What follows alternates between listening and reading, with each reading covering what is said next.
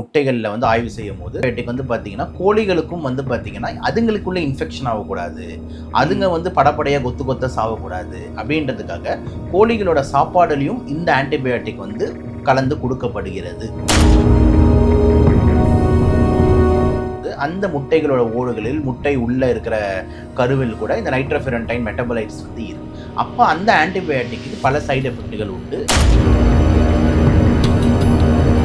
உங்களோட பழைய தங்க நகைகளை விற்க, அடகு வச்ச தங்க நகைகளை மீட்டு நியாயமான விலைக்கு விற்க இப்பவே ஜிஎன்ஆர் கோல்டு ட்ரேடர்ஸ்க்கு கால் பண்ணுங்க. ஆனால் வந்து லூஸில் முட்டை வாங்குறோம்னு வச்சுக்கோங்க, சும்மா ஓட்டில் வச்சுருக்காங்க, லூஸில் வாங்குறோன்னும் போது நம்மளுக்கு அது தெரியாது தான். ஓகேங்களா? அப்போ இதோட வேலைகள் வந்து பார்த்தீங்கன்னா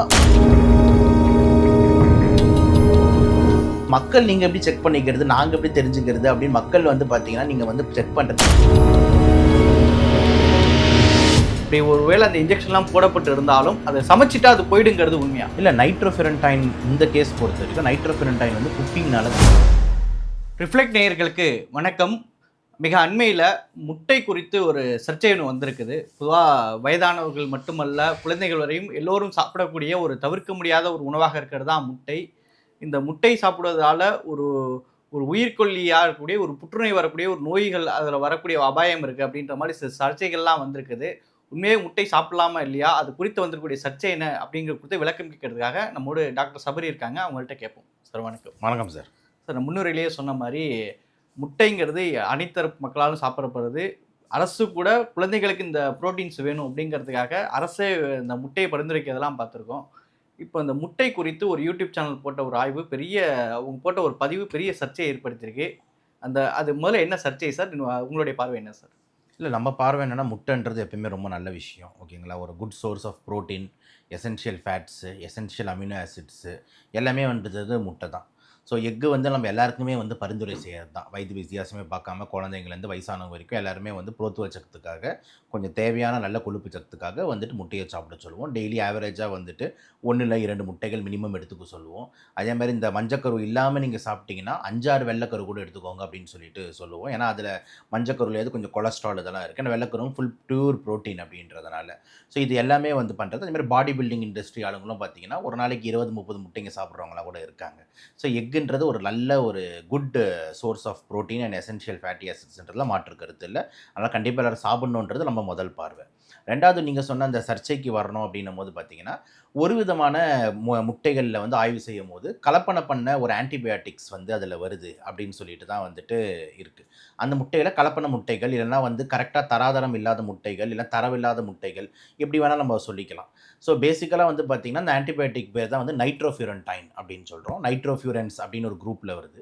ஜென்ரலாக மருத்துவ மாணவர்களுக்கு வந்து 2வது வருடத்தில் நம்ம கொடுக்கக்கூடிய ஒரு சப்ஜெக்ட் வந்து ஃபார்மகாலஜி.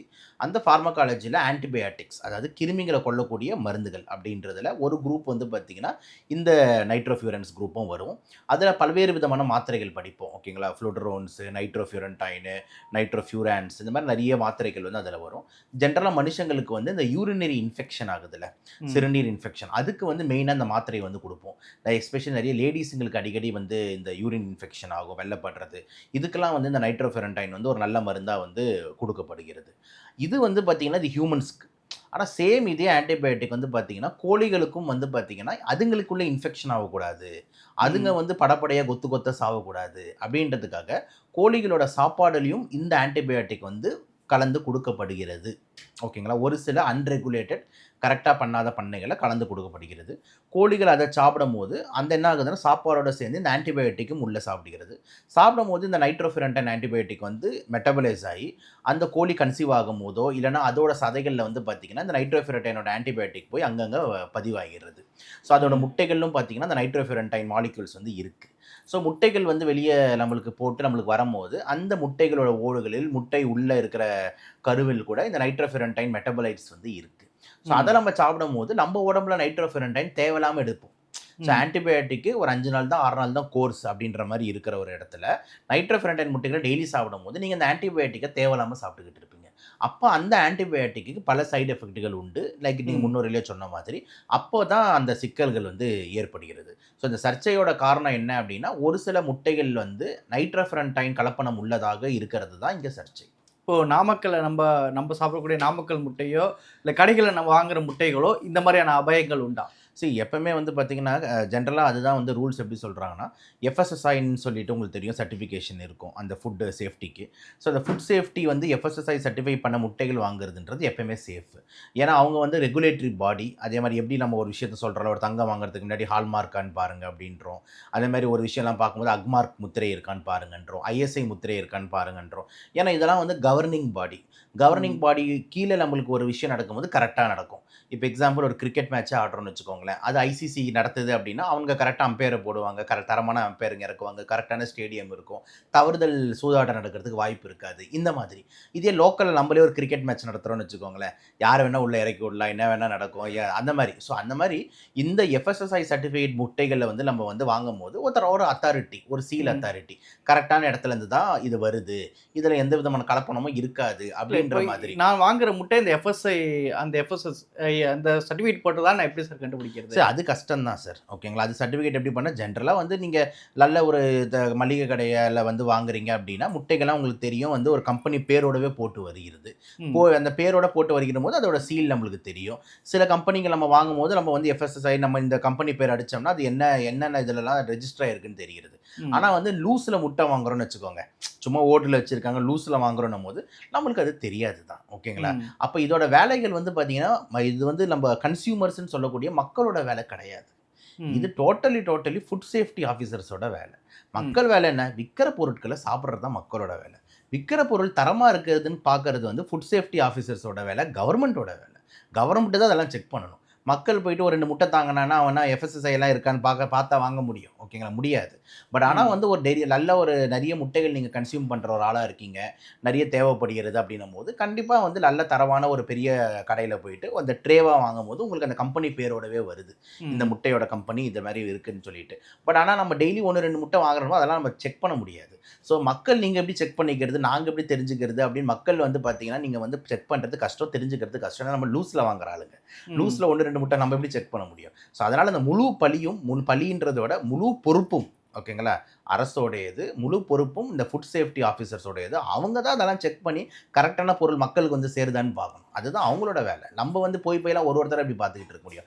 நானே வீட்டில் வாங்குறாங்க, சாப்பிட்றாங்க, முட்டையை உடச்சி சாப்பிட தான் தெரியுமே தவிர நம்ம உட்காந்து இந்த முட்டை எங்கேருந்து வந்தது ஆய்வு செய்ய முடியும்? இல்லை, பொதுவாக வந்து நாட்டுக்கோழி முட்டை ஒரு ஆரோக்கியமானது அப்படிங்கிற பார்வையும் இருக்குது. பொதுவாக இந்த பிராய்லர் கோழி இந்த மாதிரி பண்ணைகள்லேருந்து வருது ஒரு இதை விட இது வந்து வேணாம் அப்படிங்கிற ஏற்கனவே ஒரு சில பேர் சொல்லுவாங்கல்ல. இப்போ 2 முட்டைக்கும் உள்ள டிஃபரன்ஸாக நம்ம எப்படி சார் புரிஞ்சுக்கிறது? நான் வந்து எப்பவுமே பார்த்தீங்கன்னா இது வந்து பிராய்லர் கோழி முட்டை, நாட்டுக்கோழி முட்டை, இதனால இதை சாப்பிடக்கூடாது அப்படின்ற மாதிரி கான்செப்ட் இல்லை.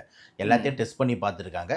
ஒரு சில நியூட்ரிஷன் வைஸில் வந்து இது கொஞ்சம் பெட்டராக இருந்திருக்கு, அவ்வளோதான். நாட்டுக்கோழி முட்டை வந்து மேபி ப்ரோட்டீன் இன்னும் கொஞ்சம் நல்லா இருக்கும், மேபி அந்த எசென்ஷியல் ஃபேட்டி ஆசிட்ஸ் இன்னும் கொஞ்சம் பெட்டராக இருக்கும், அந்த மாதிரி தானே தவிர மற்றபடி இந்த முட்டை சாப்பிடக்கூடாதுன்றது கிடையாது.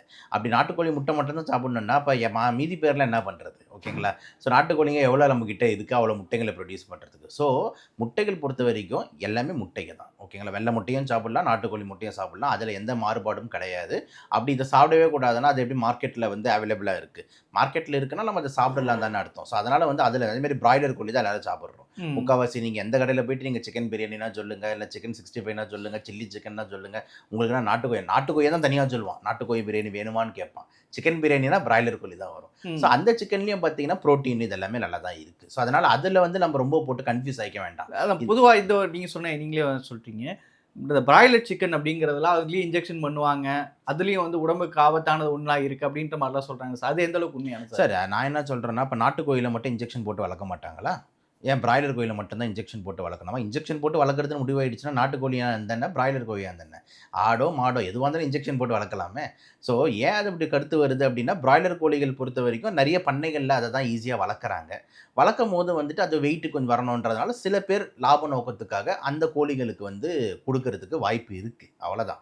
அதை கண்காணிக்க வேண்டியது யார்? திருப்பியும் வந்து இந்த ஃபுட் சேஃப்டி ஆஃபீஸர்ஸு யார் வந்து இதெல்லாம் செக் பண்ணுறாங்களோ அவங்க தான், அந்த அரசு தான் கண்காணிக்கணுமே தவிர இது வந்து வாங்குற கன்சியூமர்ஸ் நம்ம எப்படி பார்க்குறது? நம்ம கோழி கடைக்கு போயிட்டு ஃப்ரெஷ்ஷாக கோழி வாங்குறோம், அவ்வளோதான். நம்ம எதிர்க்க அறுக்கிறானா, ஃப்ரெஷ்ஷாக இருக்கா, செத்து போன கோழியாக இல்லைல்ல, 1 வாரம் 2 வாரம் முன்னாடி செத்த கோழியாக இல்லைல்ல, இவ்வளோ தான் நம்மளால் பார்க்க முடியும். மற்றபடி வந்து அவன் இன்ஜெக்ஷன் போட்டு வளர்த்தானான்றது பார்க்குறது நம்ம வேலை கிடையாது, அது அவங்களோட வேலை. நம்ம எப்படி சார் டெஸ்ட் பண்ண முடியும்? ஒரு டாக்டர் நானே இருக்கேன், நான் எப்படி போய் கொஞ்சம் அந்த கோழியில் என்ன இருக்குன்னு கொஞ்சம் டெஸ்ட் இல்லை பண்ணிட்டு நான் ரெண்டு விதமான கருத்து சொல்கிறாங்களே சார். ஒரு சில மருத்துவ ரீதியாக டாக்டர்ஸ் வந்து அப்படி இருந்திருந்தாலும் அது வேக வச்சுட்டா அதுக்குள்ளே இருக்கிறதெல்லாம் செத்து போயிடும், அது சாப்பிட்றதுல எந்த பிரச்சனையும் இல்லை அப்படின்றாங்க.